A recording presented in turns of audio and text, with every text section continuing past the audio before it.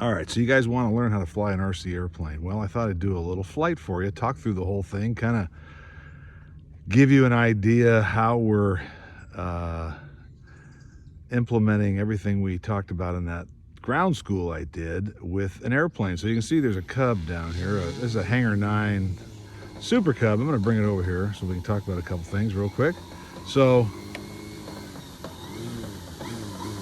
first thing I want to point out is that this airplane has, I have my camera in my hat, so forgive me if I'm not pointing right at it.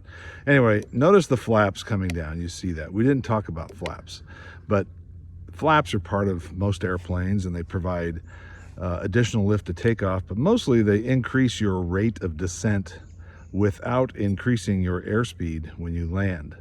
So that's what flaps were put on airplanes to do. So you could land slower and you could also descend at a more rapid descent rate without speeding up because they're inducing more drag.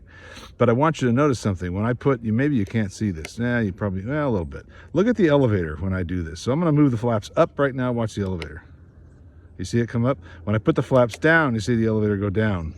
So when you have a high wing airplane, you're going to mix. In your radio, you're going to program a mix so that elevator goes down a little at approach flaps and at full flaps. So here, flaps up, elevator, see the elevator is normal. I put approach flaps, it just went down a little bit, and I go full flaps, it goes down.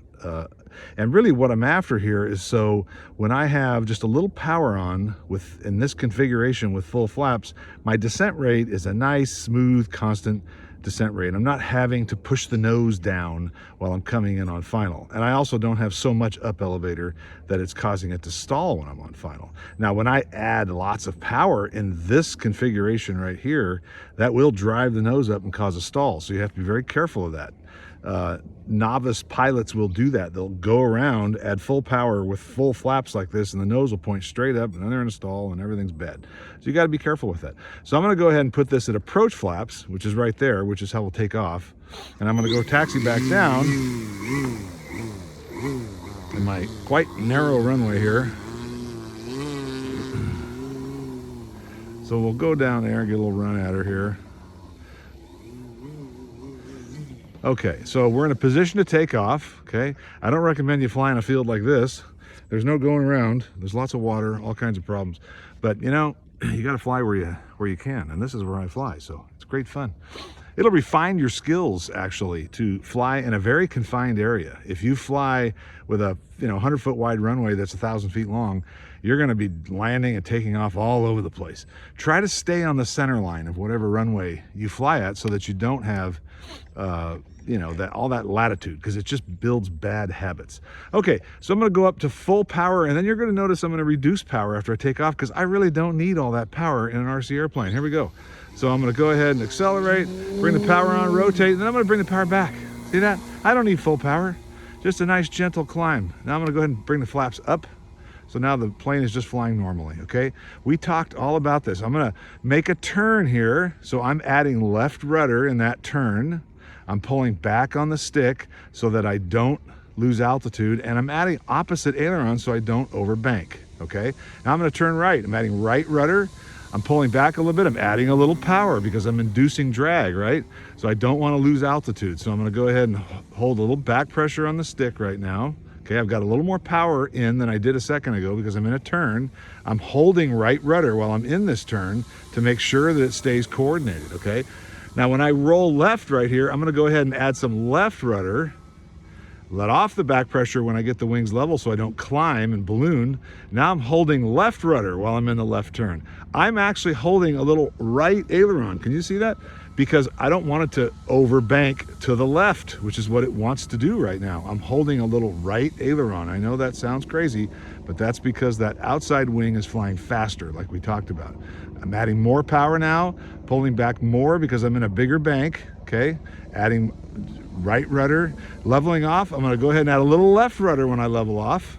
And now we're trimmed out straight and level, okay? I have half throttle, as you can see right now. Okay, RC airplanes, we don't want to fly them around at full throttle. It just looks stupid.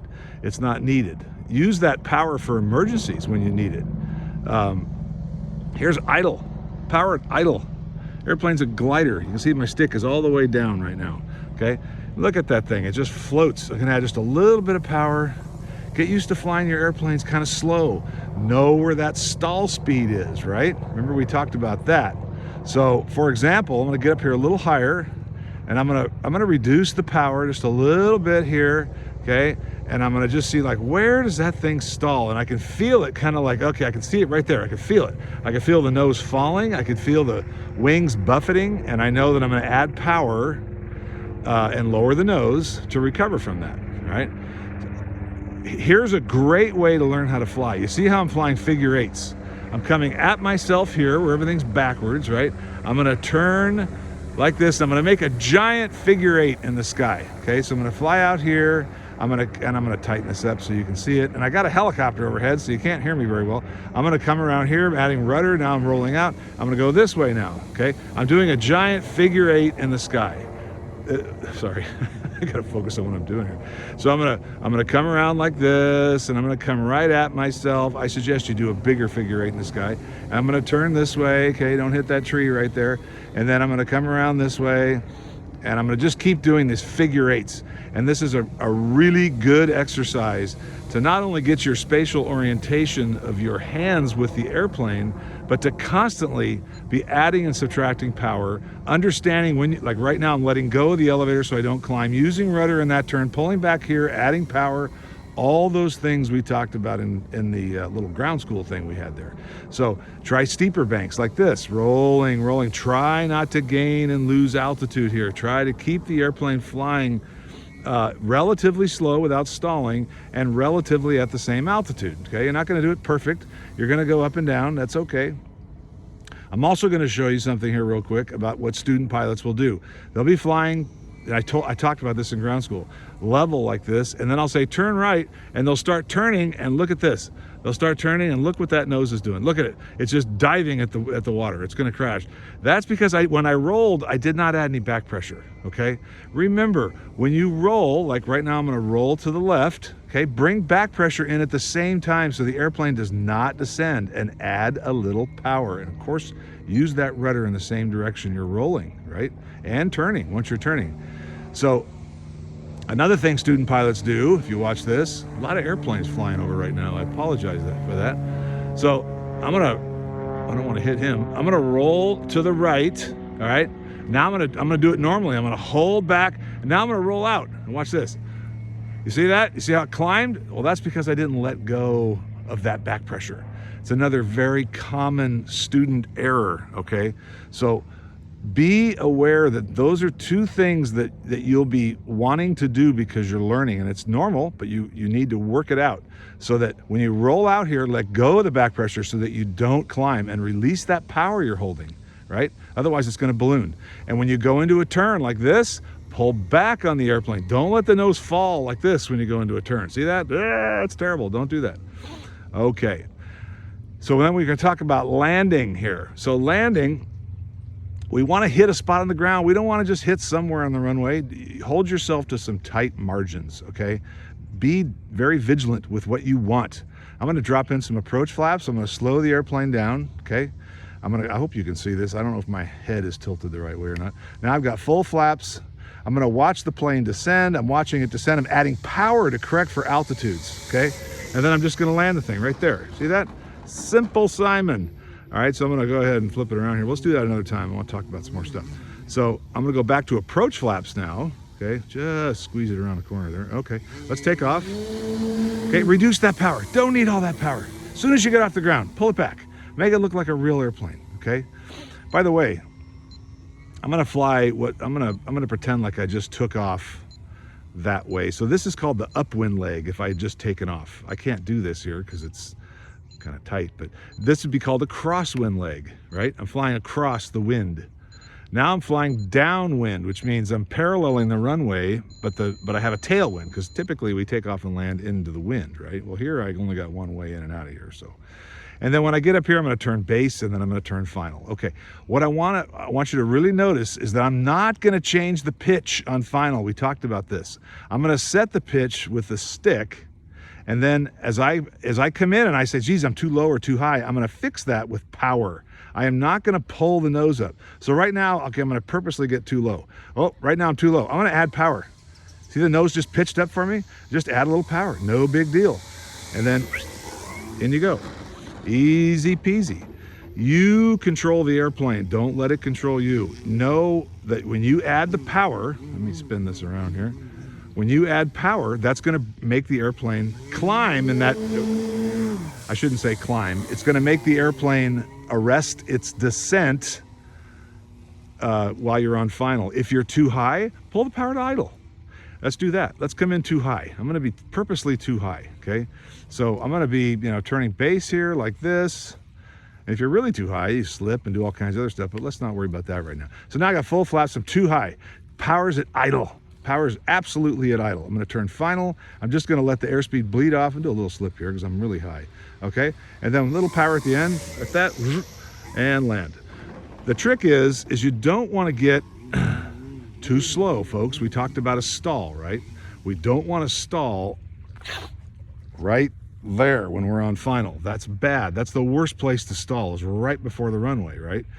So keep your speed up, but don't come in and land without power. I guess I didn't talk a lot about that, but when we get right next to the ground and you begin to flare, add a little bit of power. It does a tremendous amount to the airplane as far as arresting its descent. When you're landing slow, you don't have a lot of airspeed to flare and actually cushion. Even though you're getting into ground effect, your ability to stop that descent rate is not great, and you're going to slam the airplane on if you're really slow. So how do you combat that? Add just a little bit of power. Let's do that. So I got the approach flaps back again, takeoff flaps, whatever. I'm going to take off. Okay, I'm going to reduce the power. Don't need all that power. I'm going to go out here and do a real tight pattern so we can just get on with this. And I want you to notice that I add a little bit of power right near the ground, and I'm doing that not just to clear these little shrubs right here, but because I don't want it to just drop onto the ground. So I've got it back to idle. I'm a little high. I'm just gonna bring a little power, little power, little power, little power, a little more power. Now notice I'm adding power now. See that? And I can just grease her on because I'm adding a little power when I'm right near the ground, and that will give the airplane a lot of lift right at the last second without really speeding it up, okay?